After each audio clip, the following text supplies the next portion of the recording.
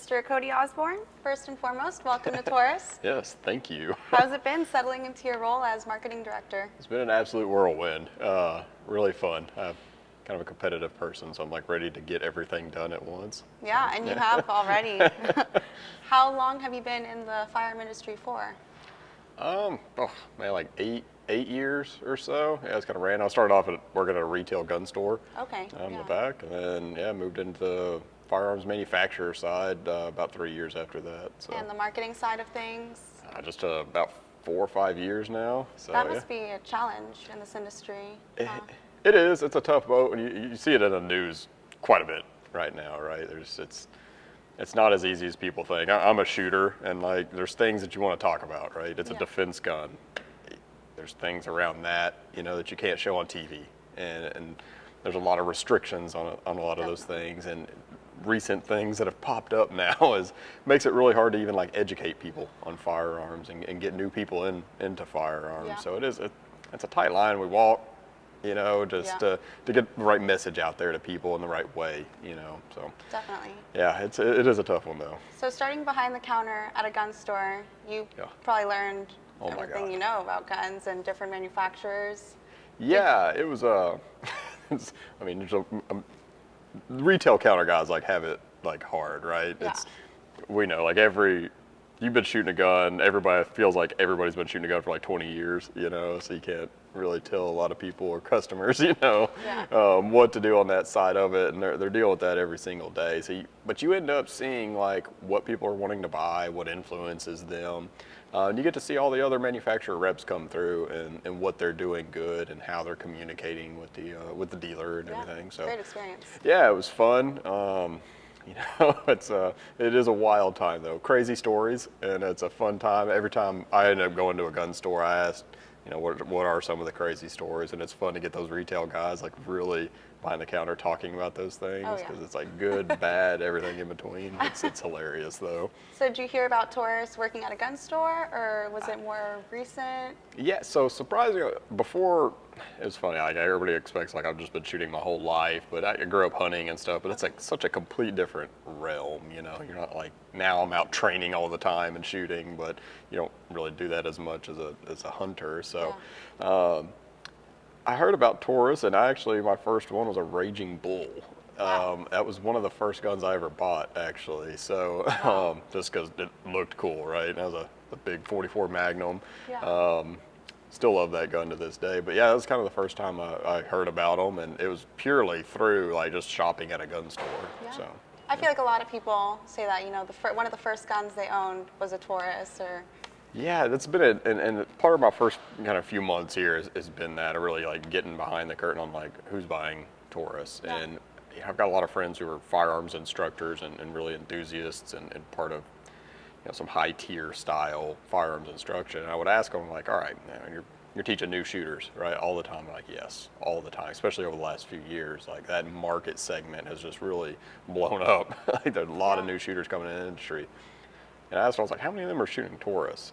And all of them are like, dude, it is crazy. It's like half the class comes up and they're in a Taurus. Wow. And I think it's really, when you look at where we sit in the marketplace as Taurus and the quality of firearm that's there, it's a kind of a clear choice for a lot of people getting into guns. We have a wide array of guns also to meet everybody's needs. So I think that's why you see that.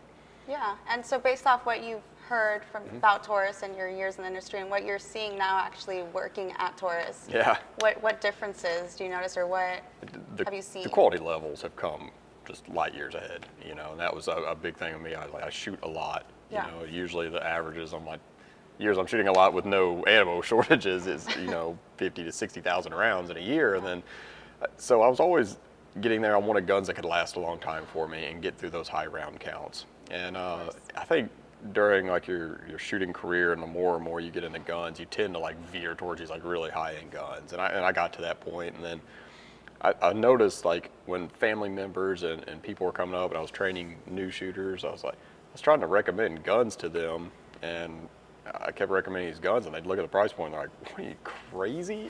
Sleeping on the couch for a week for that, So, and I was like, man, I really needed to step back and and figure out like what I wanted to do and fix that, you know, and find some new guns that really fit that category that everybody could pick up and shoot, and it would be a quality gun. And that was my, kind of the exciting start here at Taurus and of my kind of journey into that.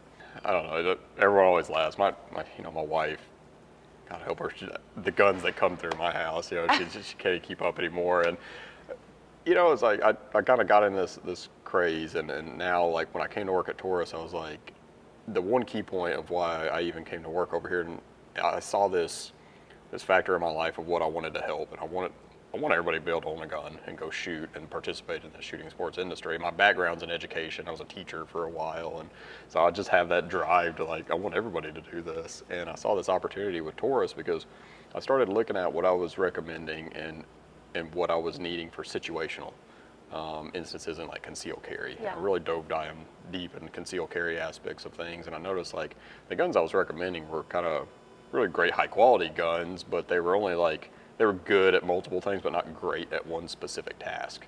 I was like, all right, these guns I'm recommending are $1,000. And people were like, oh my gosh. And I started looking at the Taurus lineup. I started shooting a lot of them, the G3, the GX4, a lot of the revolver lineup. And I started finding these like little niche guns in these segments that really went deep into that specific task. So I was like shooting a lot, so I was training and on the range, putting a lot of round count and measuring my performance and analytics. And so I picked up the G3 Toro and I had a set of standards, very hard standards that, you know, not a lot of people could pass. I picked it up and hit them with the G3. So I was like, all right, this gun's here. Yeah. And I looked at the price point of it and I was like, okay, I could recommend this gun quite a bit. And I was noticing situations where I was going out and carrying every day, so I was like wanting the capacity there, but still it's getting hot outside, so you know, usually you go to a little smaller gun, and I picked up the GX4 and it met a lot of my standards that I was sitting there. So I was like, okay, and I looked at the price point, and then I got into this like revolver craze of like, okay, you know, like what are the revolvers good for, and the ultra deep concealment aspects of it, of like, especially when I'm in a tucked in shirt and I'm on business trips and things like that, the revolver was just awesome. It was super deep concealed. So I looked at all these and I was like, all right, these are 3 guns that I can recommend, you know, that I shoot and I carry. To new shooters. Yeah, and I looked at it and I was like, you got 3 guns and it was for the same price. It was $1,000, $1,100. I was like, okay, so now you get 3 guns that are really great at one specific task. Yeah. And so it's been my journey of like, I'm, you know, still being like a top shooter and really caring about what I'm carrying. But now I have these guns that I can recommend that anybody can really afford. You're not going to spend 3 months pay on a gun or get all in trouble for it, you know? Like, it shouldn't be that way. Everybody should be able to have access to those and buy those regardless of how much you make. Yeah. So. Definitely. And so you're a competitive shooter yourself. Do you compete with Taurus guns now? So yes, I have started to pick that up, and it was weird, like in my kind of career as a shooter, that's what got me into shooting quite a bit, was through IDPA, USPSA, Steel Challenge, and all that stuff. And then I really took a step back from it for a while and dove down deep with one of my past jobs in concealed carry and performance concealed carry, and then law enforcement. And so I went into that for 2.5, 3 years of just strictly into that. And now, like being back here and hanging out with Jesse Harrison and Casey Subio, it's been fun, like getting back in that mindset of the competitive shooting. And a lot of the rule changes now have really, you know, taken notice to the concealed carry aspects. Like in USPSA and IDPA, you can appendix carry inside the waistband, and you can run weapon lights and red dots and all this on carry guns. And so it's really meshed together my 2 worlds, and that's what's been fun about that. Definitely. Yeah. Or what do you think Taurus is doing innovation-wise? Like, what have you been seeing now that you're marketing director for all our guns? Yeah, and that was a key point. Of like, I want to see things from a shooting perspective. Like, I want more performance, you know, that help me out on the range, protect my life better, you know, get my bragging rights a little easier against buddies, you know, all that. But that's what I want to see. I want to see the industry like take those performance features that we see on high-end, like open competitive guns that cost $3,000 and $5,000 and make it more economical for anybody to get. And I, you know, I saw it with the TX22 comp as a fixed red dot, non-reciprocating. That's an open gun that normally costs a lot. It's rimfire now. Like, you can have all these performance features. I can go to the range, have fun with it, and I can still afford it. Yeah. You know, and so that's what I've seen quite a bit. And you know, I've talked with Brett about this a lot. Is, you know, like listening to shooters, listening to the American gun culture and what they want, and being a little forward thinking and seeing these trends that pop up. Because I always laugh, like red dots on handguns.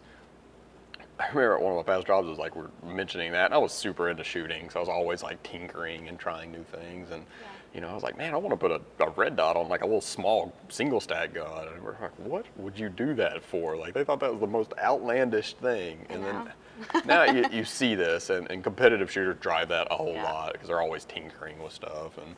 But Taurus has always been one to kind of take those boundaries and make them in a more affordable package for everybody to get to. And I think that's what excites me the most, honestly. Yeah, you shouldn't have to compromise quality and price if you're able to provide all of that at great value. So. Yep, exactly. Cody, I think it's pretty interesting how you came at such an exciting time for Taurus too. I mean, you came right when we were launching the executive grade series. Yeah.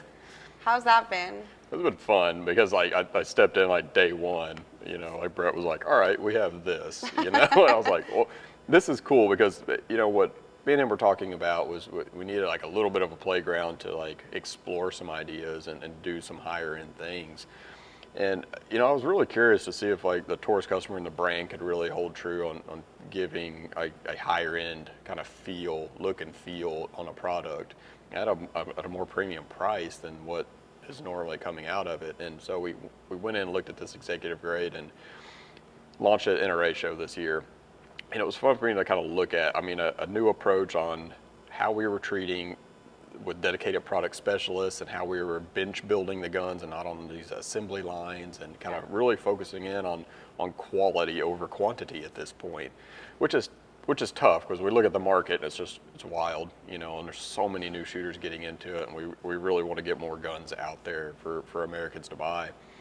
But launching that gun really showed us like, hey, we can do these higher end things. We looked at the competitive market and we're like, all right, we had to get a higher cost on this gun, but we looked at what all was there and the competition that was there, and we're still well under the price of any of those.